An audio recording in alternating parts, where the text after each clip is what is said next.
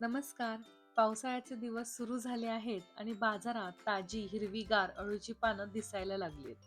बाहेर रिमझिम पाऊस आणि जेवणात गरमागरम वाफाळतं अळूचं फतफद. आहाहा! याची चव काही वेगळीच असते.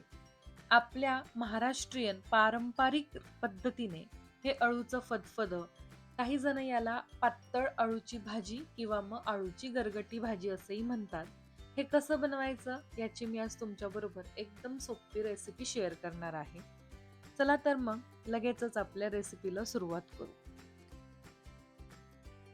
आता इथे मी एक जुडी अळूची पानं घेतलीत. ती स्वच्छ 2 ते 3 वेळा पाण्याने धुवून घेतलीत आणि नंतरनं कपड्याने थोडीशी कोरडी करून घेतली. यानंतरनं आपल्याला पानाचे सर्व देठ कापून टाकायचे आहेत. अळूची पानं घेताना पूर्ण देठासकट घ्या. मी बाजारातून आणली तेव्हा त्यांनी त्याचे अर्धे देठ ऑलरेडीच कापून टाकले होते. आपल्याला हे देठ भाजीमध्ये वापरायचे असतात, त्यामुळे पूर्ण देठ असलेली अळूची पानं घेतली तर ते देठ आपल्याला वापरता येतात आणि जर घरची पानं असतील तर मग काही प्रश्न येत नाही. आता इथे मी अळूच्या पानांचे सर्व देठ कापले. त्यानंतर आपल्याला अळूचं पान असं पलटी करायचं आहे आणि मागच्या बाजूला ही जी जाड शीर असती त्याच्यावरचं हे पूर्ण साल असं काढून टाकायचंय. यामुळे काय होतं, अळूची भाजी कमी खाजरी होते. अळूच्या पानांच्या मागच्या शिरेची जशी साल काढली तशीच आपल्याला देठाची सुद्धा पूर्ण साल वरच्या बाजूची काढून टाकायची आहे. आता इथे मी सर्व देठांची साल काढून टाकले. ही साल वापरल्यामुळे एकतर अळूची भाजी खाजरी होती आणि दुसरी गोष्ट म्हणजे ही साल शिजत सुद्धा नाही. तर आपल्याला ती काढून टाकायची आहे.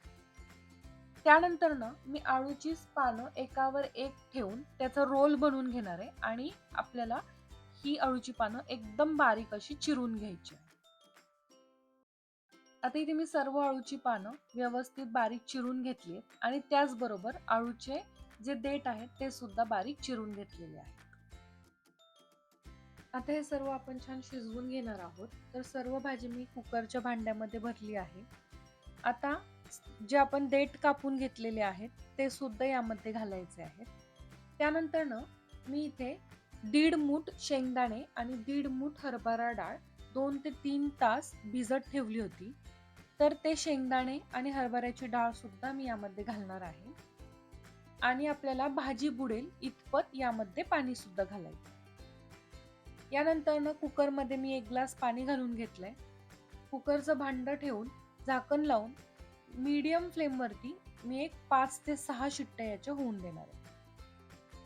तोपर्यंत आपली भाजी, शेंगदाणे आणि हरभऱ्याची डाळ व्यवस्थित शिजते. 5 ते 6 शिट्ट्या करून घेतल्या की कुकर पूर्णपणे थंड होऊन द्यायचा आणि नंतरनं हे भांडं आपल्याला बाहेर काढून ठेवायचं. भाजी आपली व्यवस्थित शिजली आहे. आपण फक्त एकदा चमच्याने वगैरे ही छान मिक्स करून घेणार आहोत. आता आपण भाजीला फोडणी कशी द्यायची ते बघू. त्यासाठी आता इथे मी गॅसवर एक पातेलं गरम करण्यासाठी ठेवलेलं आहे. त्यामध्ये साधारण 1 ते 1.5 पळी तेल घातलं आहे. तेल छान गरम झालं, यामध्ये मी पाव चमचा मोहरी घालायची.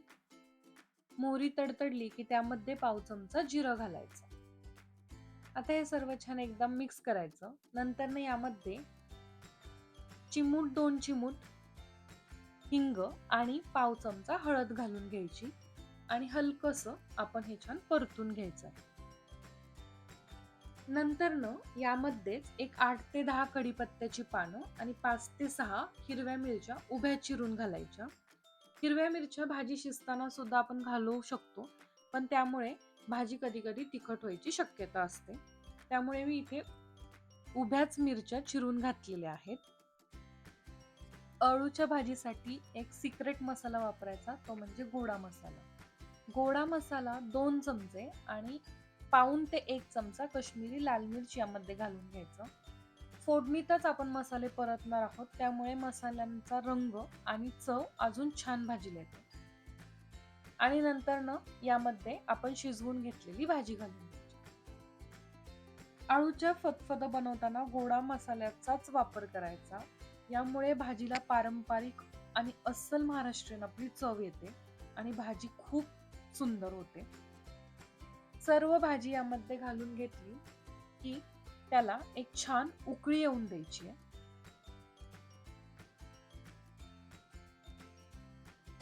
साधारण अर्ध्या ते 1 मिनिटामध्येच भाजीला छान उकळी येते.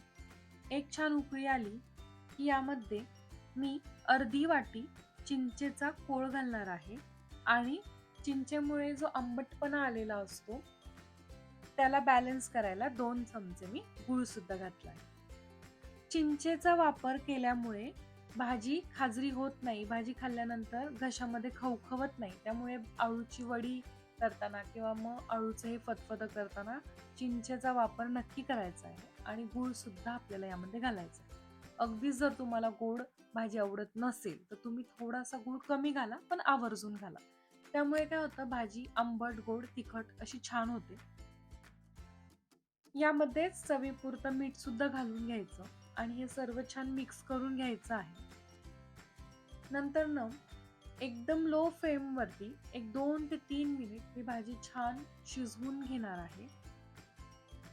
आपण ही भाजी आधी शिजवून घेतलेली असते, त्यामुळे या भाजीला शिजायला अजिबात वेळ लागत नाही. त्यानंतर यामध्ये मी पाव वाटी ओलं खोबरं खिसून घेतलं आहे, ते घालणार आहे आणि भाजीला घट्टपणा यावा, भाजी एकजीव व्हावी, त्यासाठी मी इथे 2 चमचे बेसन पिठामध्ये थोडंसं पाणी घालून घेतलं होतं आणि त्याची एक छान स्लरी करून घेतली आहे.